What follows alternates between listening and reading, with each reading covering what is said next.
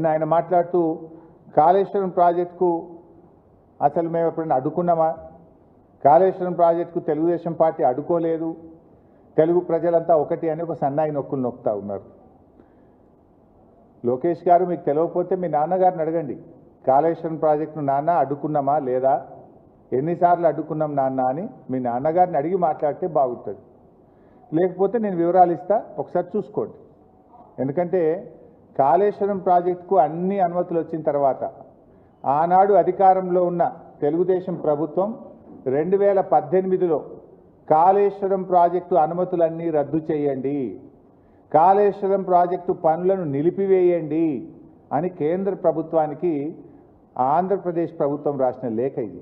ఒక్క లేఖ కాదు, కాళేశ్వరంను వ్యతిరేకిస్తూ 20 జనవరి 2016, 5 మే 2016, 28 మే 2016, 19 April 2017, 25 July 2017, 5 June 2018, 13 June 2018 Kaleshwaram ప్రాజెక్టును వ్యతిరేకిస్తూ మీ నాన్నగారు 7 ఉత్తరాలు రాశారు.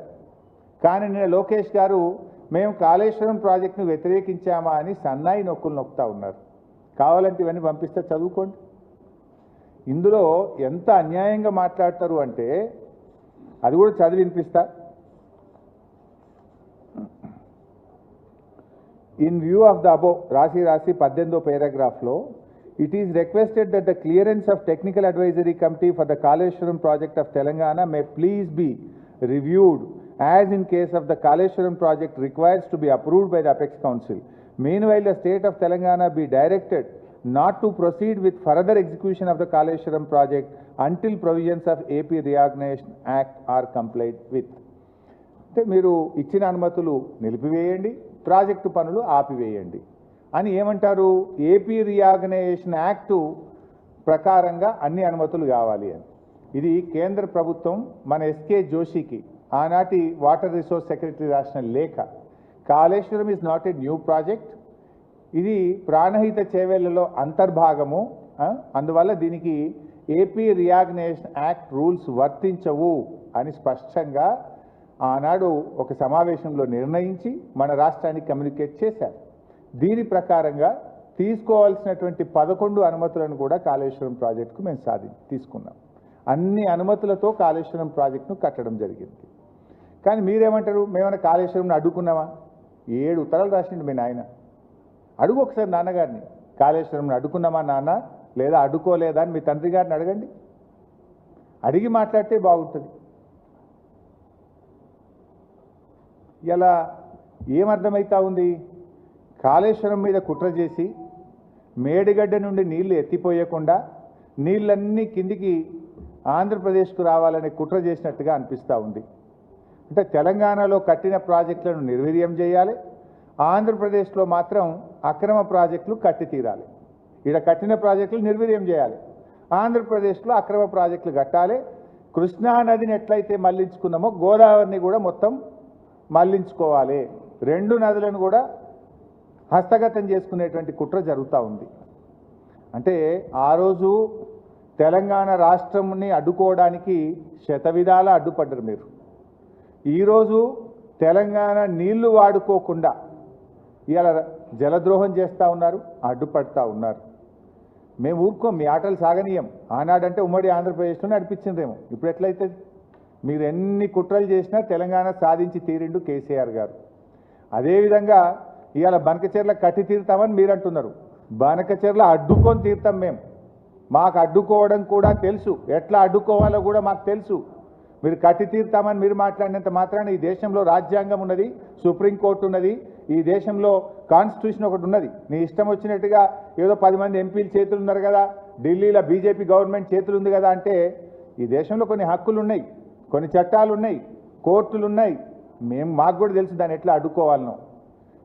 ఎందుకు అంటే మేమేమి మీ ప్రాజెక్టులు అడ్డుకోవాలని మాకేం కాదు, కానీ మా హక్కుల సంగతి మాట్లాడుతున్నాం. మేము మా న్యాయబద్ధమైన వాటా సంగతి మేము మాట్లాడుతూ ఉన్నాం. సో ఇప్పుడు బుల్డోజింగ్ విధానాలు కాదు, ఏదన్నా ఉంటే తెలంగాణ ప్రజల అభిప్రాయాలు గౌరవించండి. తెలంగాణ హక్కులను, మా హక్కులను కాదని మీరు చేయకండి. మా హక్కులకు లోబడి మా వాటా మాకు ఇస్తూ మీరు ఏదైనా చేస్తామంటే దానికి మాకు అభ్యంతరం ఉండదు. కానీ బుల్డోజ్ చేస్తామంటే చూస్తూ ఊరుకోం. ఇప్పుడు కేసీఆర్ గారు కూడా కాళేశ్వరం కట్టిండ్రు పోయి ఎన్నిసార్లు పోయింది మహారాష్ట్ర దగ్గరికి? నన్ను తోలిచ్చింది ఒక 10 సార్లు నేను పోయినా. నాగ్పూర్ పోయినా, ముంబైకి పోయినా, ఢిల్లీకి పోయినా. వాళ్ళు ఎక్కడుంటే అక్కడ పోయి బతిలాడుకొని నచ్చజెప్పి మా హక్కుల గురించి మా కష్టాల గురించి చెప్పినాం. స్వయంగా కేసీఆర్ గారు కూడా 3 సార్లు ముంబైకి వచ్చి అక్కడ ముఖ్యమంత్రి గారిని, గవర్నర్ను, అధికారులందరినీ కూడా కలిసి ఒప్పించి మెప్పించి మేము కాళేశ్వరం ప్రాజెక్టు కట్టాం. కానీ మీరేంది బుల్డోజ్ చేస్తామంటున్నారు. రేవంత్ రెడ్డి మావోడైనా మా చేతులున్నాడు, ఢిల్లీ మా చేతులున్నది, అడిగేది ఏంది బుల్డోజ్ చేస్తాం కట్టిపారేస్తామంటే ఎట్లా నడుస్తుంది? ఇప్పుడు ఇంకొక విషయం, నిన్న లోకేష్ గారు ఏమంటున్నారు, మా సముద్రంలో కలిసే నీళ్లు కదా మేము తీసుకపోతే తప్పేంది అని ఆయన గారు నిన్న మాట్లాడుతున్నాడు. నేను అంటున్నా, మరి సముద్రంలో కలిసే నీళ్ళు అయితే ఉమ్మడి ఆంధ్రప్రదేశ్లోనే గోదావరి నదిలో 1480 టీఎంసీల నీళ్లున్నాయి, 968 తెలంగాణకు, 512 ఆంధ్రప్రదేశ్కు అని ఉమ్మడి ఆంధ్రప్రదేశ్లోనే ఆ రోజు నిర్ణయించిండ్రు. ఇది అసెంబ్లీలో కూడా పెట్టిండ్రు, జస్టిస్ శ్రీకృష్ణ కమిటీకి కూడా ఇచ్చిండ్రు, మొత్తం కూడా నిర్ణయం జరిగింది. మరి అన్ని నీళ్లుంటే అన్ని సముద్రంలో కలిసే నిజమైతే తెలంగాణకు ఇప్పటికే కేటాయించబడిన 968 టీఎంసీలను ఎందుకు ఆంధ్రప్రదేశ్ అడ్డుకుంటున్నది? ఆ 968 టీఎంసీలకు లోబడి తెలంగాణ కడుతున్న ప్రాజెక్టులకు ఎందుకు ఆంధ్రప్రదేశ్ ప్రభుత్వం అడ్డు చెప్తున్నది? దీనికి సమాధానం చెప్పండి. నేను ఉత్తమ మాటలు మాట్లాడతలేను. ఇది 968 టీఎంసీలు తెలంగాణకు కేటాయిస్తే ఇది మేము ఒప్పుకోం, ఈ 968 వాళ్ళు సొంతంగా చెప్తుండ్రు అంటున్నారు. ఇది మేం చెప్పింది కాదు. ఉమ్మడి ఆంధ్రప్రదేశ్లో ఆనాడు రాష్ట్ర విభజనకు వేయబడ్డ జస్టిస్ శ్రీకృష్ణ కమిటీకి చెప్పిండ్రు. విభజన బిల్లు అసెంబ్లీకి వచ్చినప్పుడు ఇగో తెలంగాణకు 968 టీఎంసీల నీళ్లు గోదావరిలో ఇచ్చినామని చెప్పిండ్రు. కృష్ణాకు 299, ఆ 299 పంచాయతీ కూడా ఆడికెళ్ళి పుట్టిందే. ఇది దాని మీద ఆంధ్రప్రదేశ్ ఏమన్నదో ఒకసారి నేను చదివి వినిపిస్తా.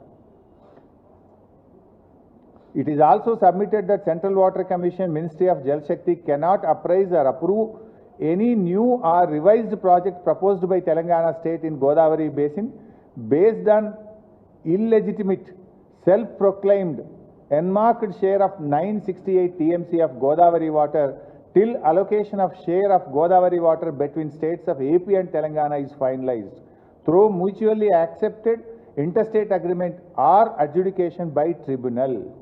ఈ 968 అనేది సెల్ఫ్ ప్రొక్లైమ్డ్. దీన్ని బేస్ చేసుకొని మీరు ప్రాజెక్టులు ఒప్పుకోవద్దు.